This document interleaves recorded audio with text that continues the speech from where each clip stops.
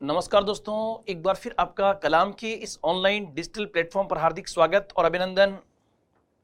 कल हमने इससे पहले जो है यूनाइटेड नेशन के ऊपर पहली क्लास ली थी, इसमें मैंने उसका पूरा बेसिक आपको समझाने का प्रयास किया था।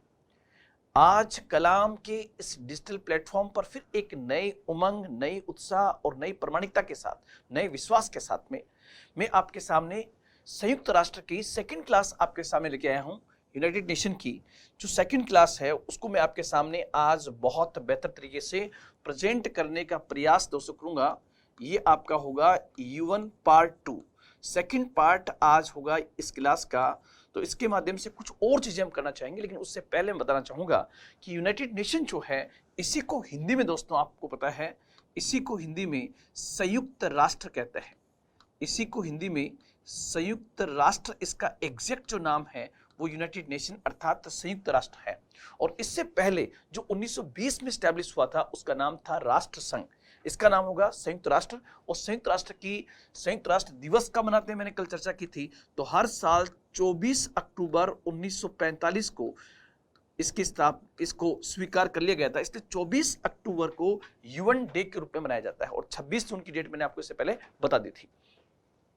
ये आपकी स्क्रीन पर जो दिखाई दे रहा है दोस्तों, आप लोग ध्यान रखना, यही यूनाइटेड नेशन का फ्लैग भी है, जिसमें नीले बैकग्राउंड के अंदर आपको दिखाई देगा संयुक्त राष्ट्र का प्रतीक चिन्ह। उसको हम देखने का और प्रयास करेंगे। आगे हम बढ़ते हैं। उसके बाद दोस्तों मैंने आपके सामने ये दिया है कि संयुक्त राष्ट्र जो है उसका सिद्धांत क्या है। इसके सिद्धांत चूंकि अलग अलग आते हैं, इसलिए मैंने ओरिजिनल पार्ट को उठाया है।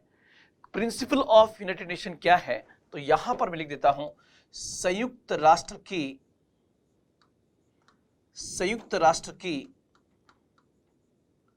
सिद्धांत क्या है, प्रिंसिपल्स क्या है। मैंने इसके ओरिजिनल पार्ट को यहां से उठाया है ताकि आपको एक ही प्रकार की डाटाज याद करने पड़े। इसमें क्या क्या पॉइंट्स आपको याद रखने हैं दोस्तों, वो पॉइंट आप देखना। सबसे पहले नंबर 1, पहला पॉइंट इन्होंने क्या रखा है, all member states have sovereign equality. यहां पर इसका मतलब क्या होगा दोस्तों, इसका मतलब होगा कि संयुक्त राष्ट्र के अंदर बहुत प्रकार के देश हैं। जैसे इसमें यूनाइटेड नेशन में 193 मेंबर है। 193 में अमेरिका भी एक मेंबर है जो दुनिया की सुपर पावर है, रसिया भी एक मेंबर है जो दुनिया की पावर है, चाइना दुनिया की एक एमर्जिंग शक्ति है, लेकिन छोटा सा देश मालदीव भी है, श्रीलंका भी है, सेशेल्स भी है, नोरू भी है, पलाऊ भी है। मतलब ऐसे बहुत छोटे छोटे देश भी इसके मेंबर हैं। तो चाहे देश छोटा हो या बड़ा, चाहे उसकी जनसंख्या कम हो या ज्यादा, चाहे वो विकासशील हो, अल्प विकसित हो या विकसित हो, लेकिन उन सब की यहां पर मतलब होगा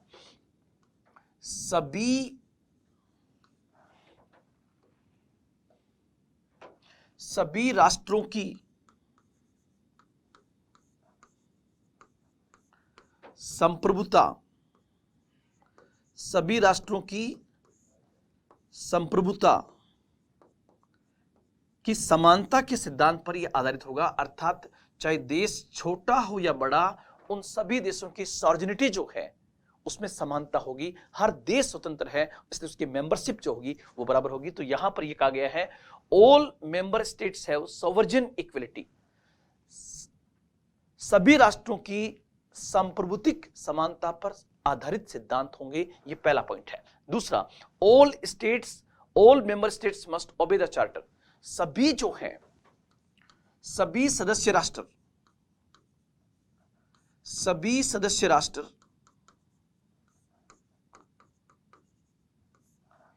इसके चार्टर का पालन करेंगे।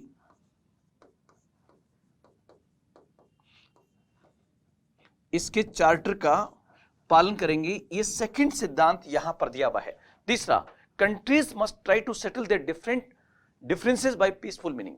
मतलब सभी सदस्य राष्ट्र अपने विवादों का समाधान शांतिपूर्ण तरीके से करेंगे। तो तीसरा पॉइंट जो है, तीसरा, सभी सदस्य राष्ट्र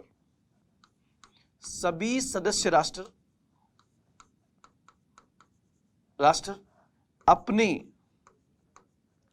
विवादों का समाधान शांतिपूर्ण तरीके से करेंगे। शांतिपूर्ण तरीके से करेंगे। उसके बाद में countries must avoid using forces और थ्रेटनिंग टू यूज फोर्सेस, किसी प्रकार की सैन्य धमकी या सैन्य प्रयोग नहीं करेंगे। जैसे आप देख रहे हो अभी वैश्विक स्तर पर रसिया भी यूनाइटेड नेशन का एक मेंबर है, यूक्रेन भी एक मेंबर है, और लेटेस्ट ऐसे लग रहा है कि रूस और यूक्रेन के मध्य युद्ध होगा। अगर ऐसा युद्ध हुआ तो इसमें फिर एक नई ज्वाला जल सकती है, क्योंकि अमेरिका जो है वो यूक्रेन के पक्ष में आएगा और एक बड़ा वार होने की संभावना है। आपको पता होगा पिछले कुछ समय से रसिया ने अपनी फोर्सेस जो है वो यूक्रेन के चारों ओर बिछा दी है, तो इससे ये संभावना जत रही है कि कहीं युद्ध बड़े स्तर पर ना हो जाए। साथ ही साथ द यूएन में not interference in the domestic affair of any country, संयुक्त राष्ट्र किसी भी सदस्य राष्ट्र की आंतरिक मामलों में हस्तक्षेप नहीं करेगा। तो ये फोर्थ के बाद में फिफ्थ पॉइंट जो है, यूएन जो है, यूएन सदस्य राष्ट्रों के आंतरिक मामलों में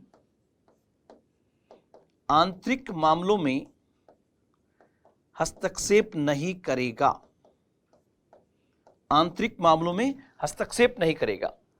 और ध्यान रखना, सभी सदस्य राष्ट्र संयुक्त राष्ट्र को प्रोत्साहन देंगे, एप्रिशिएट करेंगे, प्रोत्साहित करेंगे। तो एक पॉइंट और आप याद रखना, सभी सदस्य राष्ट्र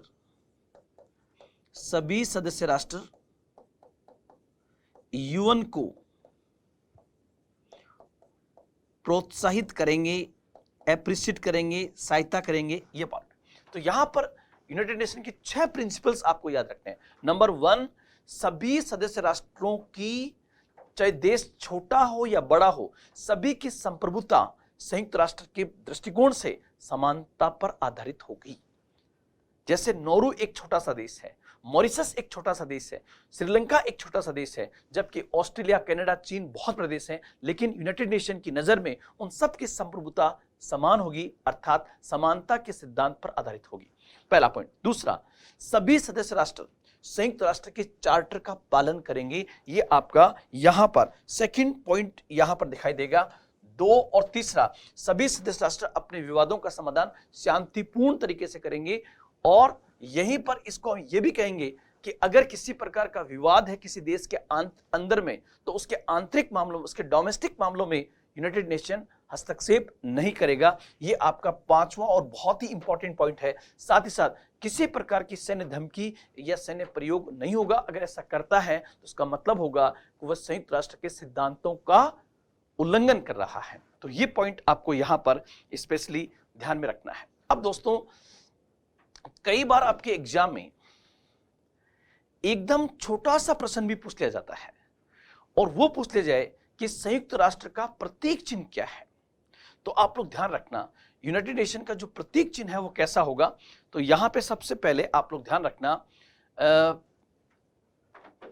जैतून की पत्तियां जो है, सबसे पहले आप देखिए संयुक्त राष्ट्र का प्रतीक चिन्ह कैसा है। तो ये दिखाया गया नॉर्थ पोल, और उसके ऊपर इस टाइप से सर्किल आपको बनाने हैं, और ये जो दिखा रहा है उसके बाद ये वर्ल्ड मैप को दिखाएगा। ये आप मान लीजिए जो वर्ल्ड मैप, ये आपको दिखा रहा है नॉर्थ पोल को, और फिर यहां पर ये जैतून की 2 पत्तियां हैं जो बेसिकली शांति की प्रतीक मानी जाती है। जैतून की 2 पत्तियां हैं जो शांति की प्रतीक मानी जाती है। और कलर आप देख रहे हो, ये व्हाइट कलर में आपको दिखाई देगी जब यूनाइटेड नेशन का आपको झंडा दिखाई देगा। जनरली कई बार गोल्डन कलर में भी दिखाई देती है, लेकिन एग्जैक्ट उत्तर क्या होगा वो मैं आपको बताता हूं। इसका आप देखिए यहां पर आप देखोगे, ये वाला मैप देखिए, इस मैप में आपको इसका बैकग्राउंड जो है, आप लोग ध्यान रखना, इसका बैकग्राउंड जो है वो बेसिकली आपको दिखाई देगा एकदम इस टाइप से। बैकग्राउंड जो दिखाई देगा वो आपको इस प्रकार का बैकग्राउंड दिखाई देगा। ये यूनाइटेड नेशन का ध्वज होगा, जैसे मैंने यहां पर ये बताया, ये यूनाइटेड नेशन का ध्वज हो गया। और इसका बैकग्राउंड जो है वो इस प्रकार का एक नीला कलर होगा।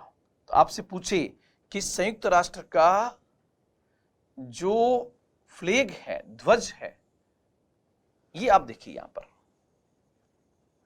इस टाइप से ये होगा। ठीक है, अब सबसे पहले यहां पीछे जाते हैं। ये संयुक्त राष्ट्र का प्रतीक चिन्ह है। इस प्रतीक चिन्ह में जब आप देखोगे, यहां पर जब हम प्रतीक चिन्ह को देखेंगे,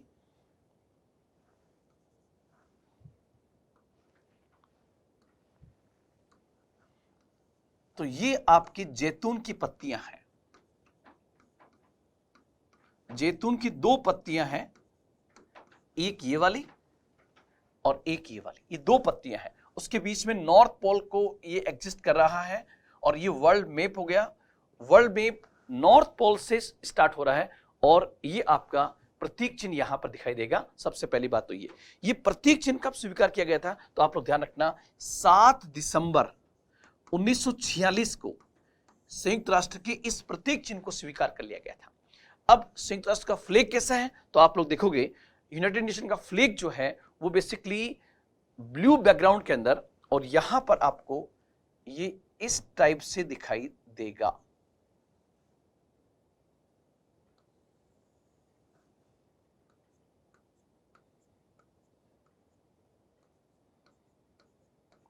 इस टाइप से आपको दिखाई देगा और बीच में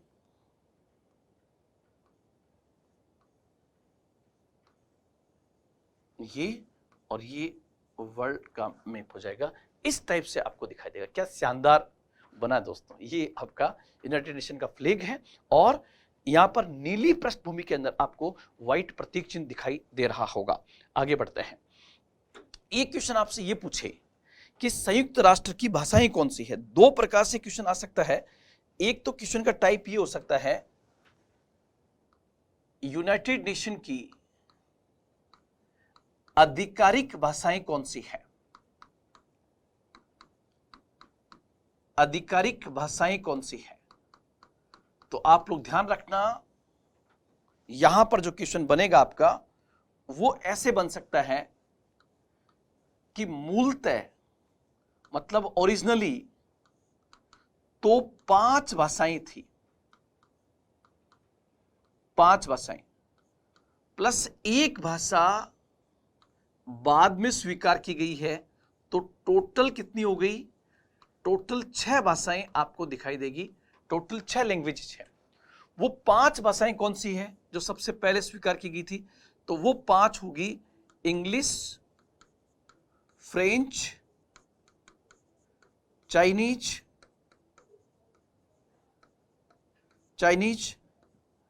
रशियन,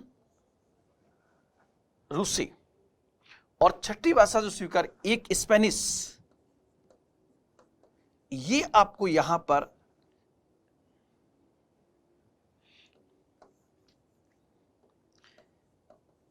स्पेनिश, ये आपको 5 भाषाएं यहां पर देखनी है। और छठी भाषा कौन सी स्वीकार की गई, तो छठी भाषा के रूप में अरबी।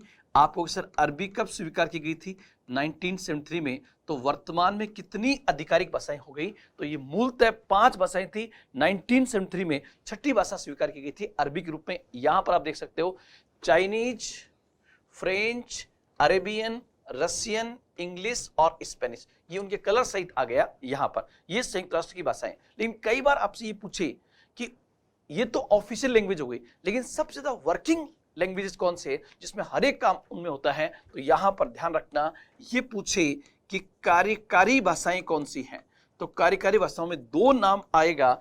एक आएगा इंग्लिश का और दूसरा फ्रेंच का। मैक्सिमम वर्क जो है वो इनमें होता है, क्वेश्चन दो तरीके से आ सकता है, संयुक्त राष्ट्र की आधिकारिक भाषाओं की संख्या कितनी है, तो 6 है। वो 6 लैंग्वेज कौन कौन सी होगी, तो English, French, Chinese, Russian, Spanish और अरबी। इसमें सबसे बाद में स्वीकार की गई थी कौन सी, अरबी। और कब स्वीकार की गई, 1973 में। और यहां पर फिर एक क्वेश्चन आप लोग ध्यान रखना कि अगर ये पूछे कि वर्किंग लैंग्वेजेस इंग्लिश और फ्रेंच, ये दो चीज आपको यहां पर स्पेशली ध्यान रखना है। आगे बढ़ते हैं। Very good. आपसे पूछे कि संयुक्त राष्ट्र के अभिन्न अंग कौन से हैं, the principal organs of United Nation, जिसकी चर्चा मैंने कल भी आपके सामने की थी। आज फिर मैं बता देता हूं कि सबसे पहले संयुक्त राष्ट्र की महासभा, जनरल असेंबली, जिसको हम कहते हैं United nation general assembly, UNGA। दूसरा UNSC, संयुक्त राष्ट्र सुरक्षा परिषद। दूसरा, तीसरा आप देखोगे ICJ, international court for justice. यहां पर आप लोग ध्यान रखना, ICJ, international court for justice, ICJ के नाम से भी आएगा। और उसके बाद आप देखोगे एक है सचिवालय, सेक्रेटरीट, ये चर्चा मैंने कल की थी। और आर्थिक एवं सामाजिक परिषद, जिसे इकोसॉक भी कहा जाता है, और ट्रस्टीशिप काउंसिल, जिसको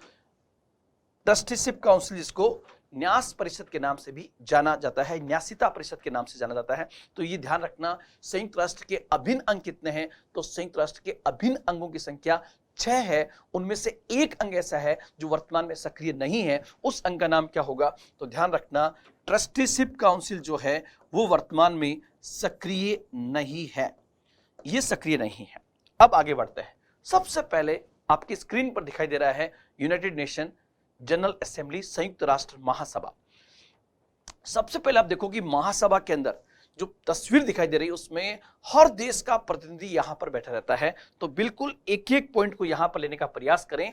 और पहले क्वेश्चन बनाऊं कि यहां से बेसिक क्वेश्चन आपके क्या क्या बन सकते हैं।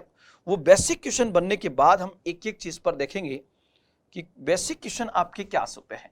सबसे पहले मैंने यहां पर हेडिंग डाली और लिखा संयुक्त राष्ट्र महासभा। संयुक्त राष्ट्र महासभा, इसी कहते हैं United nation general assembly, UNGA के नाम से इसको जाना जाता है। यूनाइटेड नेशन जनरल असेंबली के नाम से इसको जाना जाता है। अब एक एक क्वेश्चन यहां पर देखते हैं और उसके बाद आगे बढ़ते हैं कि कौन कौन से पॉइंट्स आपके यहां पर आएंगे। सबसे पहले संयुक्त राष्ट्र महासभा का पहला पॉइंट होगा, इसे UN का ये क्या है, ये संयुक्त राष्ट्र का एक अभिन्न अंग है। ये संयुक्त राष्ट्र का एक अभिन्न अंग है। सबसे पहला पॉइंट, यूनाइटेड नेशन का अभिन्न अंग इसको माना जाता है। दूसरा पॉइंट, उसके बाद में आपसे पूछे कि विश्व की लघु संसद किसे कहा जाता है। विश्व की लघु संसद किसे कहा जाता है, the mini parliament of the world. तब भी आपका उत्तर जो होगा संयुक्त राष्ट्र महासभा को ही विश्व की लघु संसद भी कहा जाता है। तीसरा क्वेश्चन अभी लेटेस्ट किसी एग्जाम में पूछा गया था कि आधुनिक विश्व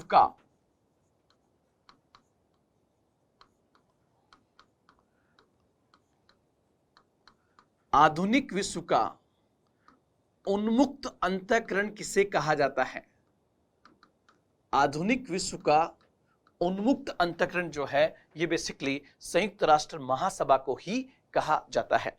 उसके बाद क्वेश्चन दोस्तों आपका आएगा कि संयुक्त राष्ट्र महासभा जो है ये इसका मुख्यालय कहां पर है। तो आप लोग ध्यान रखना, इसकी एक बहुत बड़ी बिल्डिंग बनी हुई है कहां पर, न्यूयॉर्क के अंदर।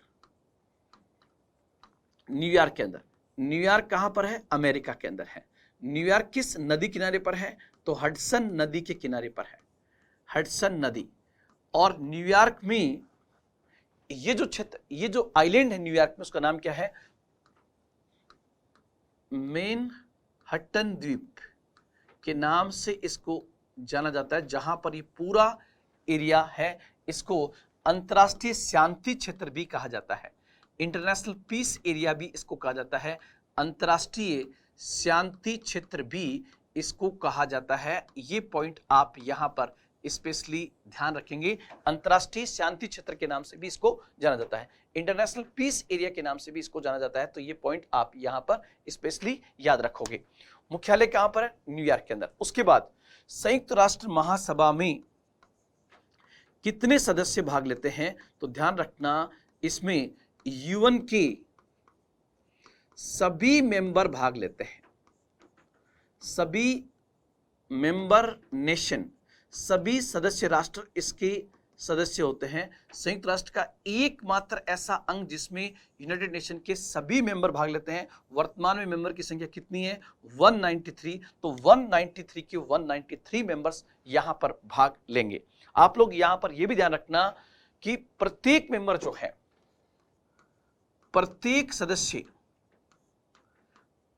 सदस्य महासभा में अपने 5 प्रतिनिधियों को भेजता है, 5 प्रतिनिधियों को भेजता है। 5 रिप्रेजेंटेटिव्स यहां पर आते हैं, 5 प्रतिनिधि यहां पर आते हैं। लेकिन क्या जब वोटिंग होगी तो वोट 5 पड़ेंगी या 1 पड़ेगा? तो ध्यान रखना, प्रत्येक राष्ट्र, पहली बात तो प्रत्येक राष्ट्र संयुक्त राष्ट्र महासभा का सदस्य होता है, इसलिए वो यहां पर बैठेगा। लेकिन एक देश जो है वो यूएन जनरल असेंबली में कितने रिप्रेजेंटेटिव भेज सकता है? तो 5 भेज सकता है। परंतु वोटिंग राइट जो है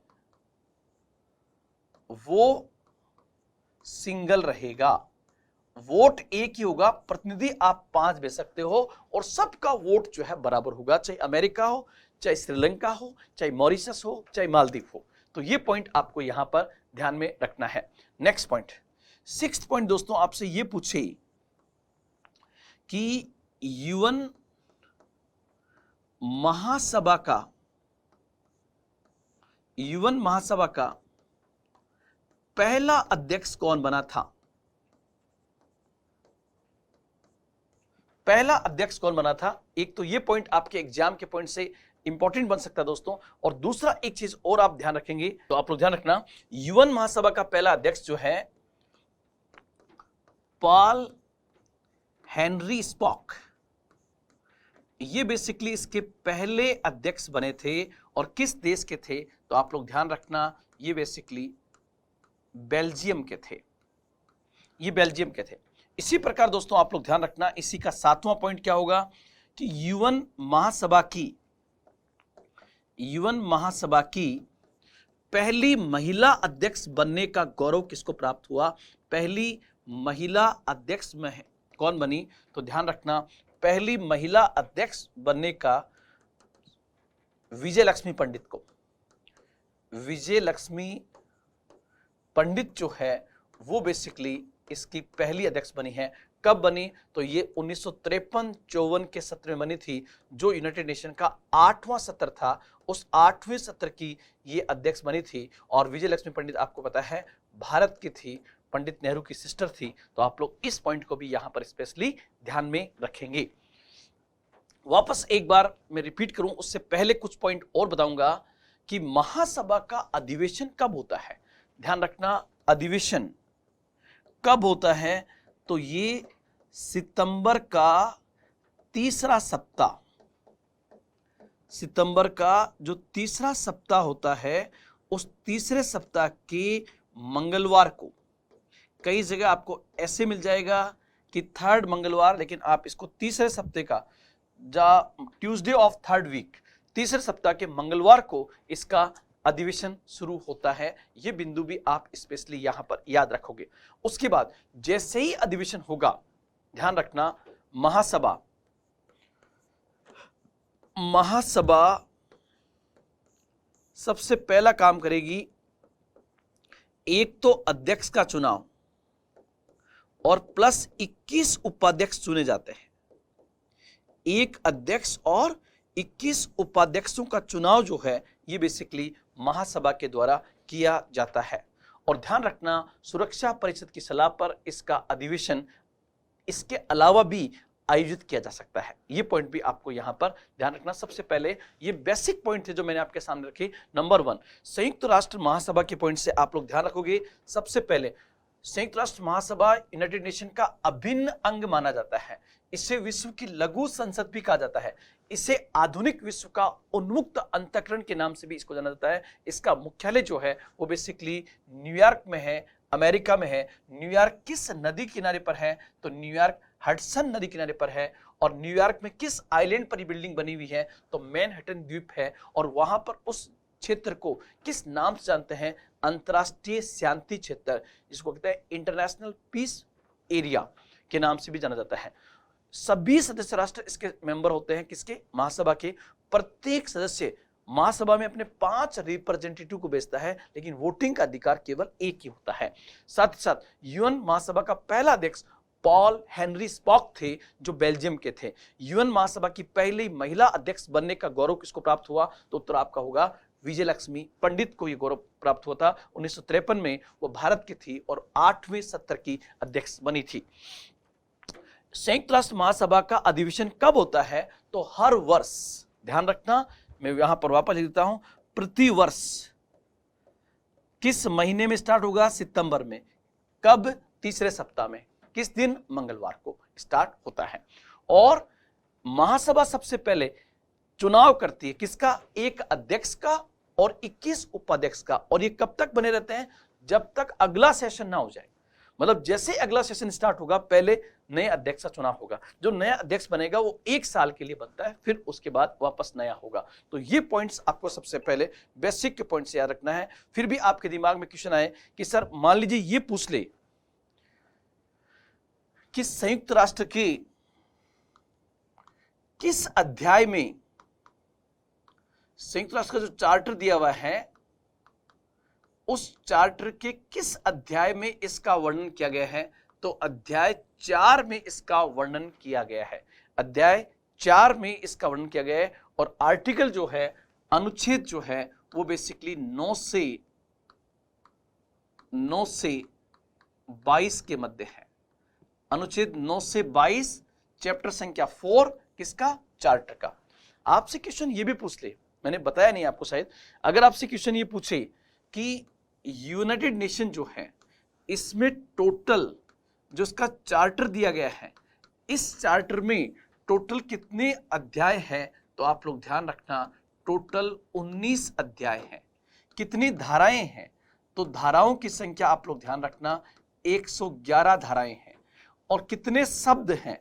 तो आप शब्दों को भी ध्यान रखना, यहां पर टोटल शब्दों की संख्या 10,000 है। तो ये बिंदु भी आप लोग ध्यान रखोगे। और इसमें जो पॉइंट याद करना है वो है कि संयुक्त राष्ट्र के चार्टर के अध्याय 4 में आर्टिकल 9 से 22 तक जो है वो किसका वर्णन किया गया है? तो आपका उत्तर होगा यूनाइटेड नेशन जनरल असेंबली का वर्णन किया गया है।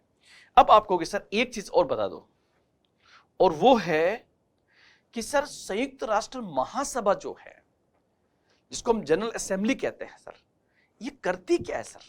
तो इसको मैं एक एक पॉइंट को खोल के बता देता हूं आपको। मैं हेडिंग सबसे पहले डालाऊंगा कि संयुक्त राष्ट्र महासभा के कार्य क्या है या उसके फंक्शंस क्या है, उसको सबसे पहले हम यहां पर देखने का प्रयास करते हैं। उसके बाद हम आगे बढ़ते हैं। दोस्तों ये पॉइंट आप सबसे पहले यहां पर याद रखेंगे। अब वो पॉइंट्स क्या क्या है, महासभा के कार्य क्या है, एक एक पॉइंट हम देखेंगे। सबसे पहला पॉइंट जो आपको याद रखना है दोस्तों, वो आपका क्या होगा? ये यूएन के प्रमुख अंगों के सदस्यों का चुनाव करती है। ध्यान रखना, प्रमुख अंग, जैसे एग्जाम्पल के तौर पे मैंने यहां पर लिया यूएनएससी, जिसको भी हम पढ़ेंगे अब, संयुक्त राष्ट्र सुरक्षा परिषद। आपको पता है कि संयुक्त राष्ट्र सुरक्षा परिषद में टोटल 15 मेंबर होते हैं, लेकिन 5 तो परमानेंट है, उनका चुनाव तो होगा नहीं, तो 10 अस्थायी हो गए। तो यूएनएससी के जो 10 अस्थायी सदस्य हैं, उन 10 अस्थायी सदस्यों का चुनाव कौन करती है? तो आप लोग ध्यान रखना, 10 अस्थायी सदस्यों का चुनाव बेसिकली संयुक्त राष्ट्र महासभा के द्वारा किया जाता है। इसको मैं और समझा दूंगा कि वो सदस्यों का कार्यकाल कितना होता है, किस प्रकार से चुनाव होता है, लेकिन पहला काम समझना, पहला काम है संयुक्त राष्ट्र के सदस्य, संयुक्त राष्ट्र के अंगों के सदस्यों का चुनाव करना। जैसे संयुक्त राष्ट्र सुरक्षा परिषद में 15 मेंबर है, 15 में 5 तो स्थायी है, लेकिन 10 अस्थायी है। उन 10 अस्थायी का चुनाव कौन करेगी? तो संयुक्त राष्ट्र महासभा करेगी। इसी प्रकार आप देखोगे दूसरा पॉइंट, एक हम पढ़ेंगे अलग से, इकोनॉमिक एंड सोशल काउंसिल, संयुक्त राष्ट्र का सामाजिक एवं आर्थिक परिषद। इकोनॉमिक एंड सोशल काउंसिल, आर्थिक एवं सामाजिक परिषद जो है, उसमें टोटल मेंबर जो है आपको पता है 54 है। इन 54 के 3 पार्ट हम कर दें तो यूनाइटेड नेशन 18 सदस्यों का चुनाव करती है। तो यहां पर यह बिंदु भी आप लोग ध्यान रखना कि संयुक्त राष्ट्र महासभा जो है वो आर्थिक एवं सामाजिक परिषद के 18 सदस्यों का चुनाव करती है। तो वो मैं आपको बताऊंगा, या मैं ऐसे कह दूं कि चुनाव करती है 54 का, लेकिन ये चुनाव जो 54 का होता है कैसे होता है वो हम पढ़ेंगे आर्थिक एवं सामाजिक परिषद में। लेकिन आप लोग यहां पर ध्यान रखना, आर्थिक एवं सामाजिक परिषद के जो 54 मेंबर होते हैं, उन 54 मेंबर का चुनाव 3 पार्ट में होता है, 18। वो कैसे होगा मैं आगे समझा दूंगा। लेकिन इकोसॉक जो है उसके सदस्यों का चुनाव कौन करती है? महासभा। इसी प्रकार दोस्तों आप लोग ध्यान रखना, दूसरा, संयुक्त राष्ट्र के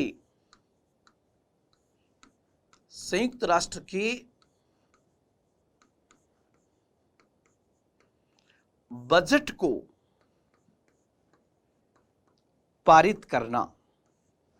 संयुक्त राष्ट्र के बजट को पारित करने का काम भी यूनाइटेड नेशन की महासभा करती है। आपको सर कैसे करती है? तो सबसे पहले आप लोग ध्यान रखना, बजट में आपको कुछ पॉइंट याद रखने हैं कि बजट कब आता है। ये बजट यूनाइटेड नेशन का प्रति 2 वर्ष पे आता है। जैसे हमारे देश में बजट आता है प्रति वर्ष, यहां पर बजट कैसे आएगा? प्रति 2 वर्ष, प्रत्येक 2 वर्ष के पश्चात बजट प्रस्तुत किया जाएगा। दूसरा, बजट कौन प्रस्तुत करता है? बजट कौन प्रस्तुत करता है? तो ध्यान रखना, आपने नाम सुना होगा संयुक्त राष्ट्र महासचिव का, यूनाइटेड नेशन जनरल सेक्रेटरी जैसे अभी एंटोनियो गुटेरेस है तो वो करेंगे। इससे पहले बान की मून थे।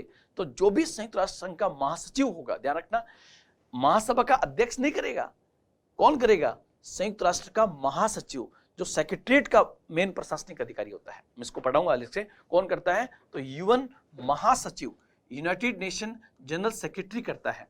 फिर इसका खर्चा वहन कौन करता है भाई? इतना बजट बनेगा तो उसका खर्चा वहन कौन करेगा? तो उत्तर होगा यूएन की सदस्य राष्ट्र। यूएन के सदस्य राष्ट्र जो है वो संयुक्त राष्ट्र का बजट का जितना खर्चा होता है उसका वहन करते हैं। क्या सर सभी सदस्य बराबर करते हैं? नहीं, यहां पर एक लिमिट दे दी गई है कि कोई भी सदस्य जो है वो अधिकतम 25% का कंट्रीब्यूशन कर सकता है और न्यूनतम कंट्रीब्यूशन होगा 0.01% का। मतलब कोई भी सदस्य जो भागीदारी देना चाहे वो अकेला कोई 100% नहीं देगा। एक सदस्य अधिकतम कितना दे सकता है? बजट का 25%, और न्यूनतम कितना दे सकता है? 0.01% ऑफ द बजट। और इस क्रम में आप देखोगे कि बजट में सर्वाधिक भागीदारी जो है वो यूएन बजट में सर्वाधिक भागीदारी किस देश की है? तो सर्वाधिक भागीदारी अमेरिका की है, लगभग 22%। उसके बाद जापान की भागीदारी है लगभग 12.5%। उसके बाद जर्मनी की भागीदारी है लगभग 8%। तो ये 3 नाम याद रख लेना कि संयुक्त राष्ट्र के बजट में सर्वाधिक योगदान देने वाले 3 देश कौन से हैं? तो आपका उत्तर होगा अमेरिका, जापान और जर्मनी। ये नाम आपको यहां पर याद रखने हैं। वापस में बात बता रहा हूं कि संयुक्त राष्ट्र महासभा का सेकंड वर्क क्या है, दूसरा काम क्या है? तो दूसरा काम है यूनाइटेड नेशन का बजट पास करना। ये बजट कब आता है? प्रति 2 वर्ष पे आता है। कौन रखता है बजट को? जैसे भारत में संसद में वित्त मंत्री रखता है, यहां पर कौन रखता है? यूनाइटेड नेशन का महासचिव बजट रखता है। खर्चा कौन वहन करता है? यूएन के सदस्य राष्ट्र। यूएन का कोई सदस्य बजट में अपनी भागीदारी देना चाहे तो कितना दे सकता है? अधिकतम 25%, न्यूनतम 0.01%। वर्तमान में सर्वाधिक भागीदारी किसकी है? अमेरिका की। लगभग कितनी है? 22% के आसपास। और जापान की कितनी है? तो 12.5% के पास में उसकी भागीदारी होगी। उसके बाद आगे बढ़े तो तीसरा क्वेश्चन आपके पास में फिर आएगा। आप लोग ध्यान रखना, तीसरा पॉइंट ध्यान से सुनना। तीसरा पॉइंट है सुरक्षा परिषद की सिफारिश पर। सुरक्षा परिषद की सिफारिश पर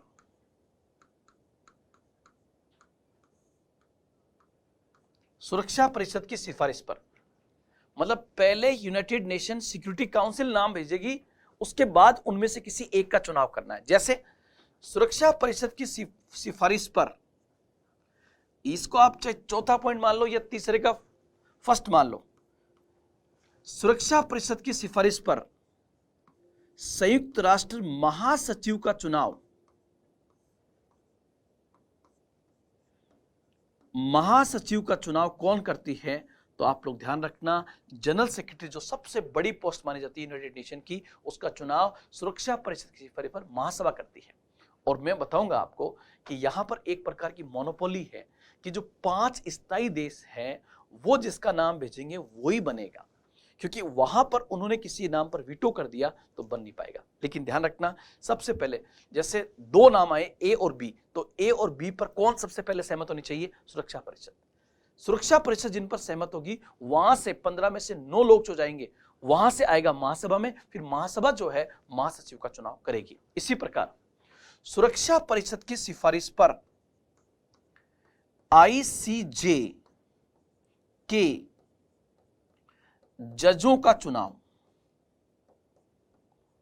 आईसीजे के जजों का चुनाव। आपको भी सर ये आईसीजे क्या है? अंतरराष्ट्रीय न्यायालय, इंटरनेशनल कोर्ट फॉर जस्टिस जो है, उसके न्यायाधीशों का चुनाव जो है वो बेसिकली सुरक्षा परिषद की सिफारिश पर कौन करती है? तो महासभा करती है। एक स्क्रीनशॉट आप यहां पर ले सकते हो, तो यहां पर ये आपका होगा। इसी प्रकार आपके दिमाग में एक क्वेश्चन और भी आएगा कि सर मान लीजिए किसी सदस्य को एंट्री देनी है तो एंट्रेंस कैसे देनी पड़ेगी सर? तो वो भी आपको पता होगा, सुरक्षा परिषद की सिफारिश पर ही नए सदस्यों को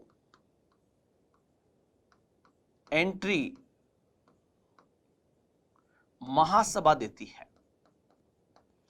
जब महासभा से वो प्रपोजल 2/3 बहुमत से पास हो जाता है तो फिर उसको वहां पर एंट्री दे दी जाएगी। तो ये पॉइंट आपको यहां पर स्पेशली याद रखना है 3। और ध्यान रखना, संयुक्त राष्ट्र महासभा सुरक्षा परिषद को कह सकती है कि वो अंतर्राष्ट्रीय शांति और सुरक्षा के लिए कदम उठाए। तो ध्यान रखना, विश्व शांति के प्रयासों के लिए, विश्व शांति के प्रयासों के लिए क्या लिखना है आपको? विश्व शांति के प्रयासों के लिए सुरक्षा परिषद के साथ मिलकर काम करना, सुरक्षा परिषद के साथ मिलकर काम करना। तो ये आपको स्पेशली, वैसे तो ये पॉइंट 8 है, लेकिन ये आपको स्पेशली ये पॉइंट याद रखते हैं। मैं वापस एक बार आपके सामने रिपीट कर देता हूं। पहला काम, महासभा का पहला काम क्या है? संयुक्त राष्ट्र के प्रमुख अंगों के, प्रमुख अंग कौन से हैं? जैसे प्रमुख अंग संयुक्त राष्ट्र सुरक्षा परिषद, आर्थिक सामाजिक परिषद, अंतरराष्ट्रीय न्यायालय, ऐसे। तो आपको मैंने बताया कि संयुक्त राष्ट्र सुरक्षा परिषद की जो 10 अस्थायी सदस्य है उसका चुनाव कौन करती है? तो यहां पर महासभा चुनाव करती है। आर्थिक एवं सामाजिक परिषद के सदस्य चुनाव कौन करती है? तो आपको पता होगा महासभा करती है। संयुक्त राष्ट्र का बजट कौन पास करता है? तो महासभा पास करती है। इसी प्रकार संयुक्त राष्ट्र के महासचिव का चुनाव कौन करती है? महासभा करती है। लेकिन महासभा उसी व्यक्ति को चुनेगी जिसका नाम किसने भेजा है? सिक्योरिटी काउंसिल ने, सुरक्षा परिषद ने भेजा है। इसी प्रकार अंतर्राष्ट्रीय न्यायालय के न्यायाधीशों का चुनाव भी महासभा करती है, लेकिन किसकी सिफारिश पर? सुरक्षा परिषद की सिफारिश पर। इसी प्रकार एक पॉइंट और ध्यान रखोगे कि नए सदस्यों की जो एंट्री होती है, जैसे अभी लेटेस्ट जो आपको पता है दक्षिण सूडान संयुक्त राष्ट्र का सदस्य बना, तो कैसे बना है? पहले सुरक्षा परिषद में उसको रिकमेंड किया है, महासभा के पास नाम आया है, उसके बाद महासभा ने उसको चुना है। तो ये पॉइंट स्पेशली आप संयुक्त राष्ट्र महासभा के इसमें याद रखोगे। अब 2-3 क्वेश्चन दोस्तों आप और देखिए, वो क्वेश्चन आपके कैसे बनेंगे। जैसे मैंने यहां पर लिखा संयुक्त राष्ट्र महासभा, संयुक्त राष्ट्र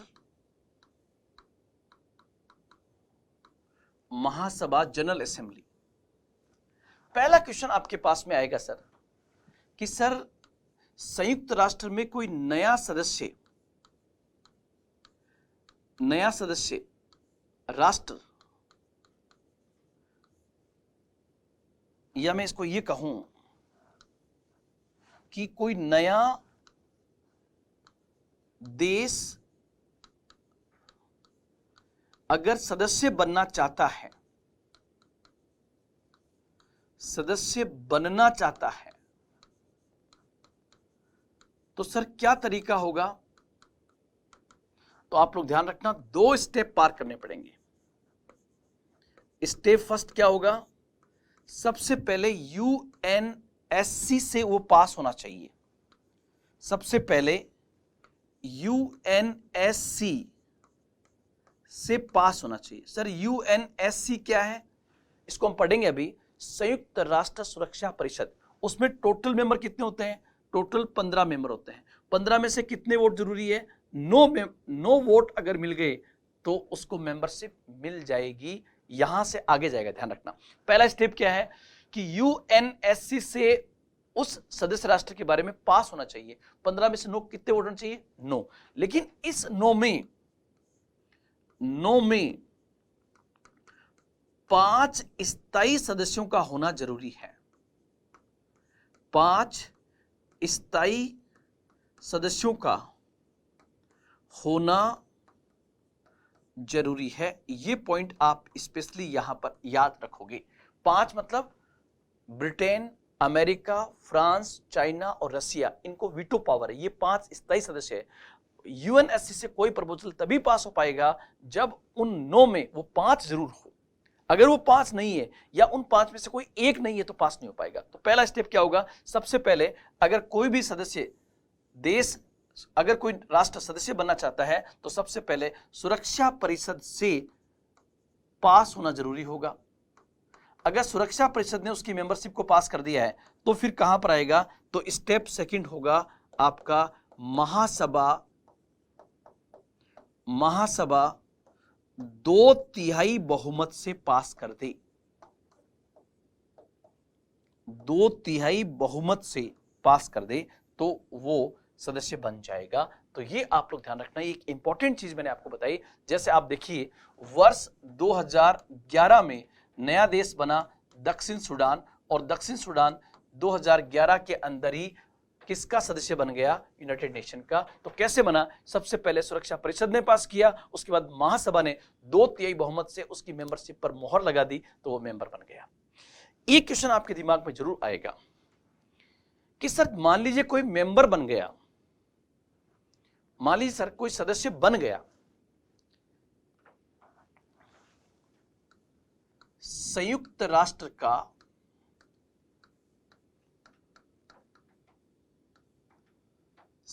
का 4 चीजें आपको एग्जाम के पॉइंट से याद रखनी है। नया सदस्य,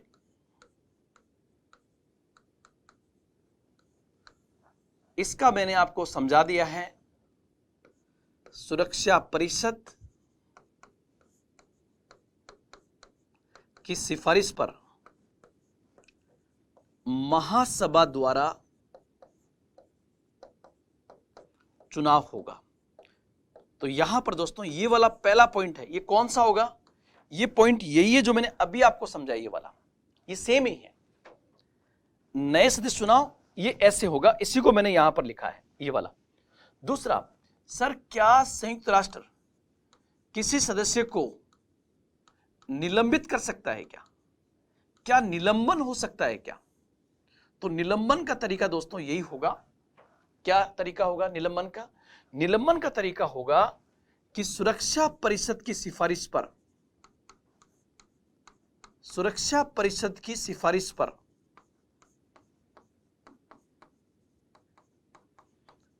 पर महासभा किसी देश को सस्पेंड कर सकती है।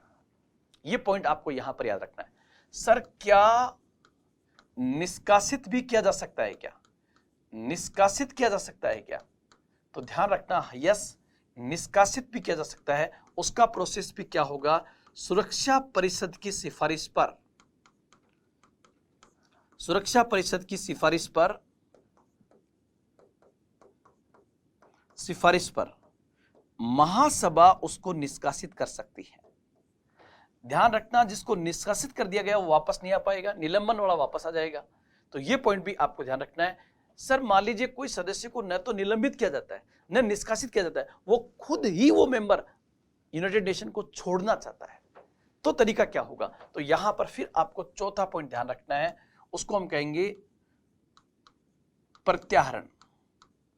इसी को इंग्लिश में कहते हैं विड्रोवल करना चाहे तो विड्रोवल करने का तरीका क्या होगा? तो ध्यान रखना, विड्रोवल के मुद्दे पर यूनाइटेड नेशन का चार्टर जो है वो बेसिकली मौन है। कैसा है?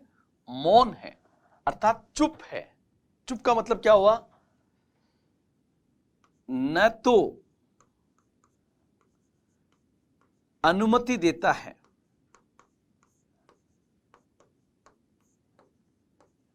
और न ही रोकता है। इसको हम कहते हैं, अगर कोई सदस्य यूनाइटेड नेशन से हटना चाहे तो उसका क्या प्रोसीजर है?